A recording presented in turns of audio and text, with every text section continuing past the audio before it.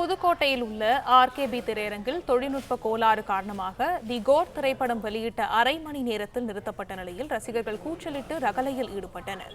இதை பற்றின மேலும் விவரங்களை எமது செய்தியாளர் மனோகரன் வழங்க கேட்கலாம். மனோகரன், வணக்கம். விவரங்கள் என்ன பகிரலாம்? வணக்கம். விஜய் நடிப்பில் உருவான கோட் திரைப்படம் இன்று உலகம் முழுவதும் பல்வேறு திரையரங்களில் திரையிடப்பட்டு ரிலீஸ் ஆகியுள்ளது. இந்நிலையில் புதுக்கோட்டை மாவட்டத்தில் புதுக்கோட்டையில் உள்ள ஆர்கேபி திரையரங்கம் மற்றும் விஜய் தியேட்டர் ஆகிய இரு திரையரங்களில் இப்படம் திரையிடப்பட்டுள்ளது. இதனால் ரசிகர்கள் காலையில் இருந்து தியேட்டர் முன் குவிந்து ஆட்டம் பாட்டம் கொண்டாட்டத்துடன் இப்படத்தை வரவேற்க தயாராகி வந்திருந்தனர். இந்நிலையில் திரைப்படம் ஆரம்பித்து சில மணி நேரங்களிலேயே படம் நிறுத்தப்பட்டது.